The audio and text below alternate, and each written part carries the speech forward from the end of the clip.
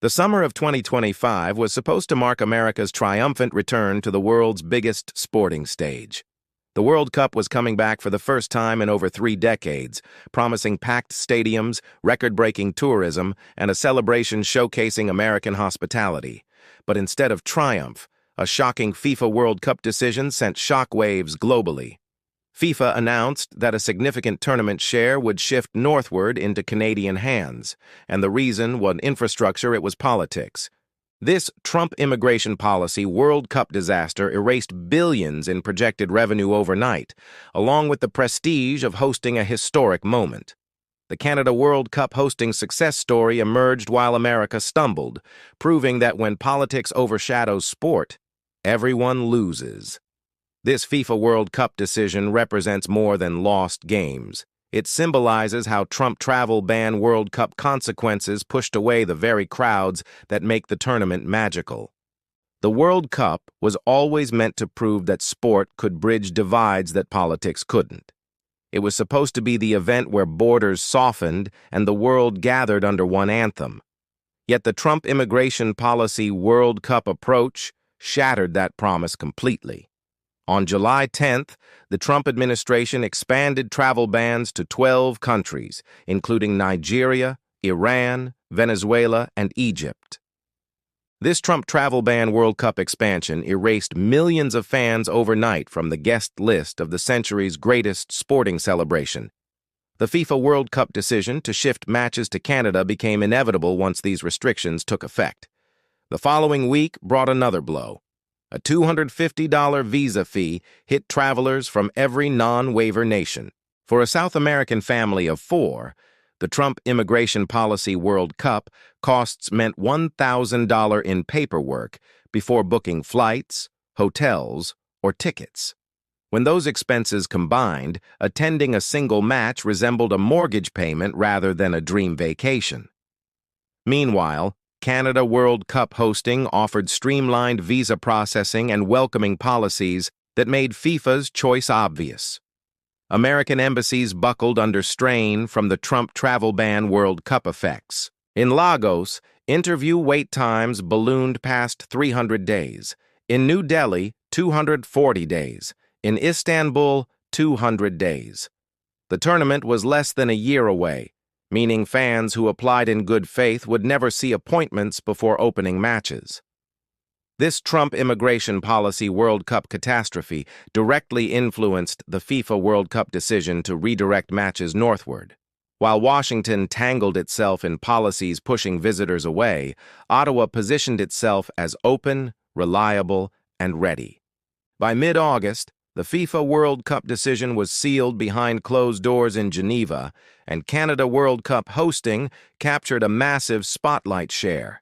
The tournament, once seen as America's victory lap, became a story of self-inflicted loss.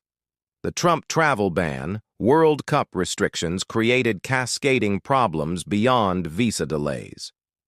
In New Jersey and Dallas, organizers quietly scaled back summer festivals, international food expos, and concerts meant to surround matches.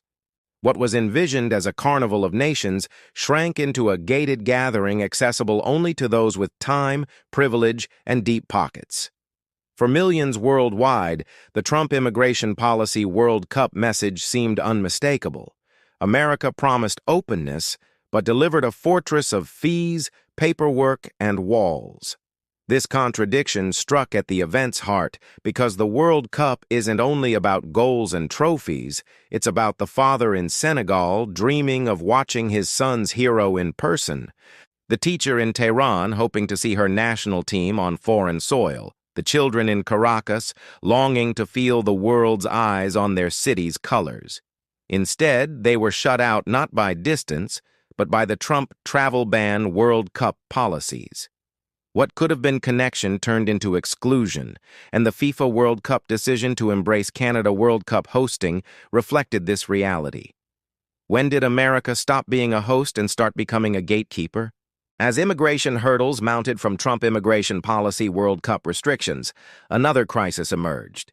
In Detroit during June 2025, construction crews at Ford Field stood idle. Steel shipments from Ontario were stuck at customs, trapped behind new inspection rules and a 35% tariff increase. LED displays from South Korea sat in ports waiting for clearance under heightened screening protocols. The plan had been ambitious: smart stadiums, immersive fan zones, interactive seating, AI-powered entry gates. But when supply chains cracked under Trump trade policies, dreams gave way to compromise. In Atlanta, Houston, and Seattle, blueprints were cut. Imported stadium chairs were replaced by cheaper domestic versions. Retractable roofs were scrapped. What had been sold as the most technologically advanced World Cup in history unraveled into patchwork fixes. Behind closed doors, organizers whispered their only priority: cut the fan experience, but save the match schedule. Every cut diminished not only quality, but credibility factors that directly influenced the FIFA World Cup decision to trust Canada World Cup hosting more than American promises. Meanwhile, across the border, Canada moved with quiet efficiency. Without tariffs or trade blockades, Canada World Cup hosting construction surged ahead. Vancouver's BC Place stood fully FIFA certified, upgraded, and climate-controlled with seamless transit links. In Toronto, stadiums were expanded and modernized with over 30,000 hotel rooms ready within short drives.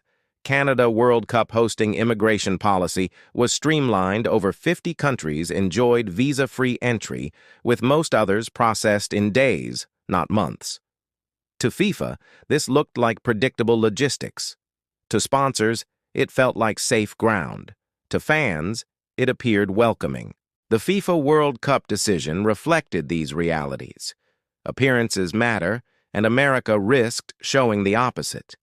The Trump immigration policy World Cup approach, combined with Trump travel ban, World Cup restrictions created perfect conditions for the FIFA World Cup decision to shift matches northward.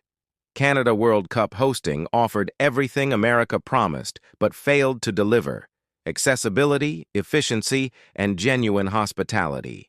This Trump immigration policy World Cup disaster erased billions in projected American revenue. Airlines cut campaigns. Major sponsors grew hesitant. FIFA faced a question it couldn't ignore: what happens if crowds never arrive? The FIFA World Cup decision to embrace Canada World Cup hosting answered that question definitively. The tournament was supposed to showcase American openness and organizational excellence. Instead, the Trump travel ban World Cup policies turned it into a fortress that pushed away the very fans who make the World Cup magical. The Canada World Cup hosting success story will stand as testament to what happens when countries choose inclusion over isolation. If nothing changes, this Trump immigration policy World Cup failure will mark more than a financial setback. The FIFA World Cup decision to shift matches to Canada represents a turning point when global attention moved away from Washington toward new centers of influence. The Canada World Cup hosting triumph proves that in 2025's interconnected world, policies matter as much as stadiums. America promised a festival of nations but delivered exclusion. The Trump travel ban World Cup consequences will echo for years, reminding the world that when politics overshadows sport, everyone loses except those ready to welcome the world with open arms.